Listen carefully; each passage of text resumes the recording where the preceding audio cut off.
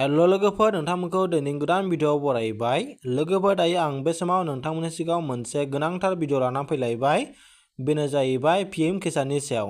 लोगोफोर नोंथांमोना दाख्लैनिफ्रायनो सोंहरबाय थादों जे फैसाया माब्ला हाबगोन बा दिनैनि बे भिडिअआवहाय आङो बेखौनो नोंथांमोनजों फोरमायनो थाखाय बा डिसकास खालामनो थाखाय आं बे भिडिअखौ लाना फैनाय जादों जे 19 इनस्टलमेन्ट बा 19थि किस्तिनि फैसाया माब्ला हाबगोन आरो बिनिफ्राय जे गोबांनियानो FTOआ येस नङा माने न'आवनो दङ दासिमबो येस जायाखै बिनि सायाव रायलायगोन आरो बिनिफ्राय जे गोबांनियानो KYC येस नङा बा दान नङा दा बे KYC दान नङैखौ माबोरै खालामोब्ला बियो येस जागोन बा दान जागोन बेखौबो आं खेबसेनो बे भिडिअआवहाय फोरमायलांगोन।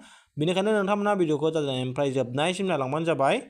दायो आङो नैबे पीएम किसाननि अफिशियल वेबसाइटआव फैबाय आरो आङो बे वेबसाइटनि लिंकखौ आं भिडिअनि डिसक्रिप्शनावबो होनानै दोनगोन। दायो लोगोफोर फार्स्टआवनो जोङो जे पीएम किसाननि जे 19 इनस्टलमेन्ट बा 19थि किस्तिनि फैसा सोनायनि बागै जोङो नायग्रोनि।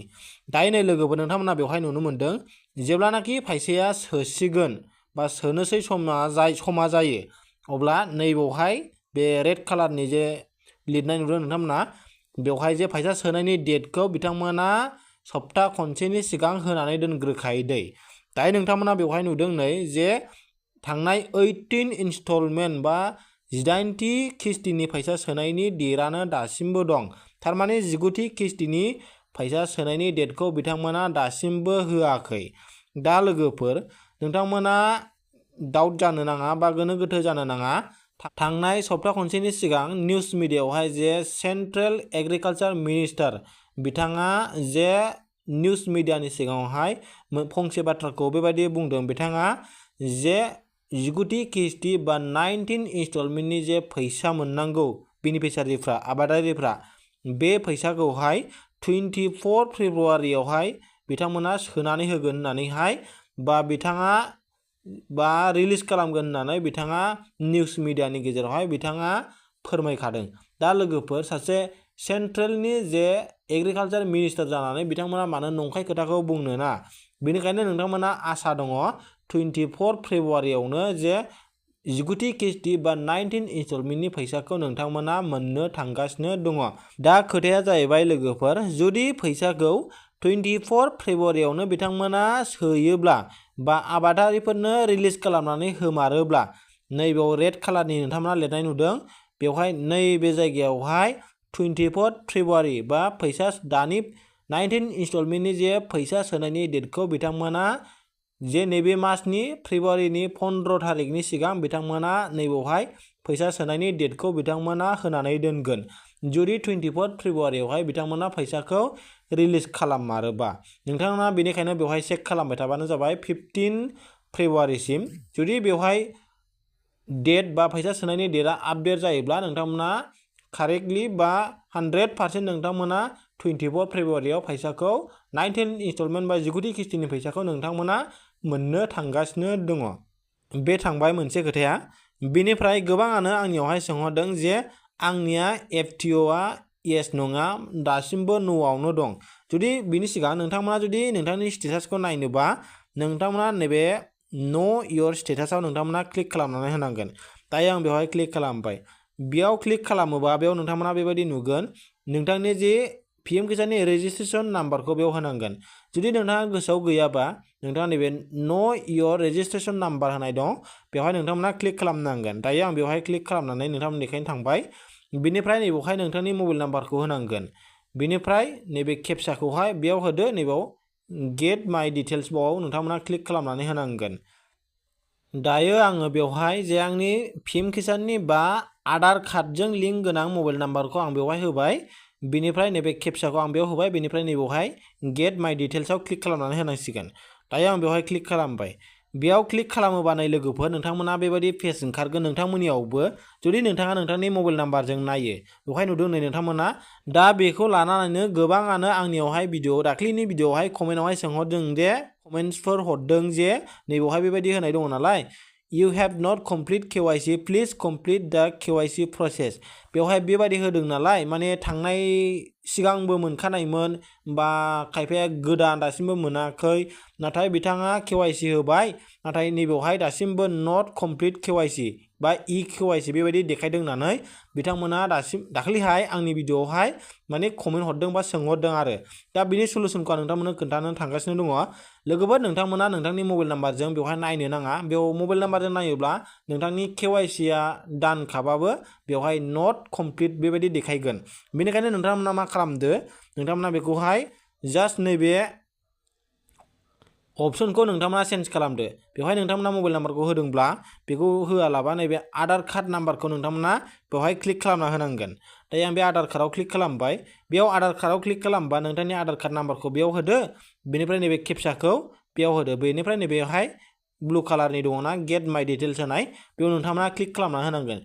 बेयाव क्लिक खालामोबा नै लोगोफोर नोंथांनि जे मबाइल नाम्बार बा आंनि मबाइल नाम्बार बा आधार कार्डजों लिंक थानाय मबाइल नाम्बार बेवहाय मोनसे OTP सेन्ड खालामबाय फैबाय। बेखौ आं कपि खालामनानै लानांसिगोन। बेखौ आं कपि खालामनानै लानांसिगोन। आं कपि खालामबाय। बेनिफ्राय नैबे इन्टार OTPयावहाय आङो बेखौ पेस्ट खालामना होबाय। बेनिफ्राय नैबे गेट डिटेल्सआव क्लिक खालामना होदो। दायो आं बेयाव क्लिक खालामबाय। बेयाव क्लिक खालामनाय लोगो लोगोनो लोगोफोर जे आंनि PM किसाननि रेजिस्ट्रेसन नाम्बार बेयाव श' जाबाय। आंनि नेमाबो बेवहाय श' जाबाय नै।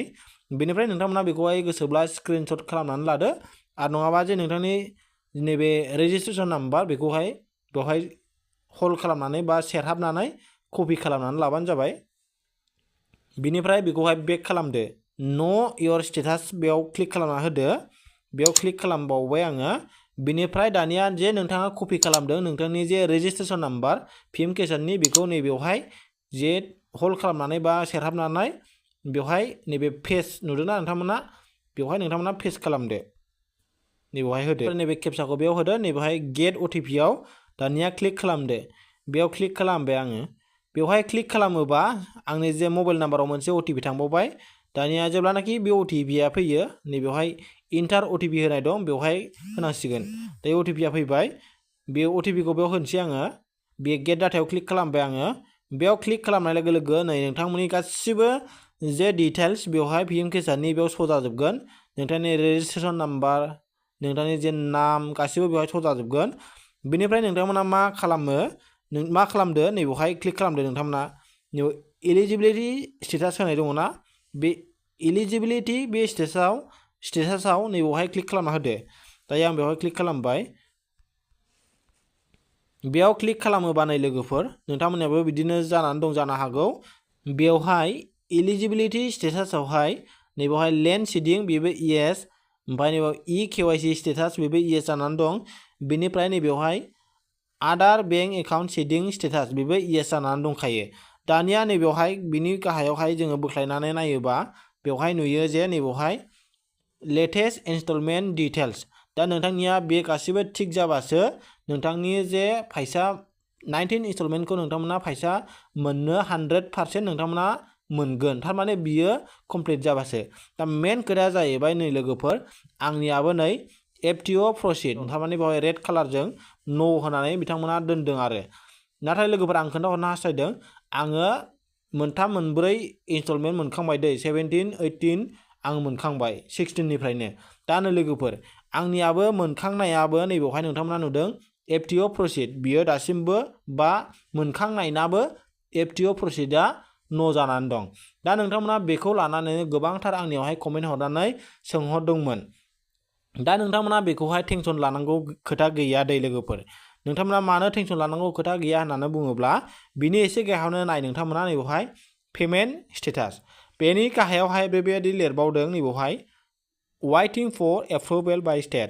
थारमाने जेब्लानाखि फैसा सोनायनि टाइमा जायो अब्ला नैबे जे FTO प्रसिड बियो न' जानानै दङ ना बेखौथ' नै बाव होनाय दंखा नालाय गाहायावहाय waiting for approval by state.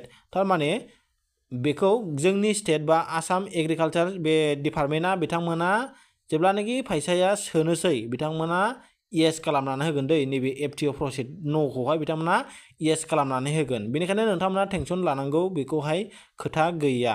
जुदि फैसाया 24 फेब्रुवारियाव सोमारो अब्ला हमनानै लादो बिदिनो 15निफ्राय लानानै हरै 19-20 थारिखसिमहालागै माने खाथि समसिमावहाय जोंनि बे FTO खौ बिथांमोना yes खालामनानै होजोबगोन दै गासैनिखौबो नोंथांमोननिखौबो गोदानानो जा गोजामानो जा जुदि नोंथांमोना नैबे गोजौनिया मोनथामबो लेन्ड शेडिं eKYC स्टेटास आदार बेंक एकाउन्ट शेडिं स्टेटास बियो जुदि येसब्ला बेनिखायनो नोंथांमोना टेनसन लानांगौ गैया आरो जुदि नोंथांमोननिया सोरनियाबा eKYC स्टेटासा येस जायाखैब्ला न'ब्ला नोंथांमोना eKYC बा KYC होनांगोन बे PM किसाननि अफिसियेलाव नोंथांमोना फैनानैहाय आरो नोंथांमोना जुदि होनो रोङाबा जे नोंथाङा जे जायगायावहाय थांनानै एप्लाइ खालामदोंमोन PM किसानखौ अनलाइन सिगांहाय अनलाइन खालामग्रोनांगौ नालाय बे जायगायाव नोंथांमोना बा CSC सेन्टार होननानै बुङो बेखौहाय बे CSC सेन्टाराव नोंथांमोना थांनानै बे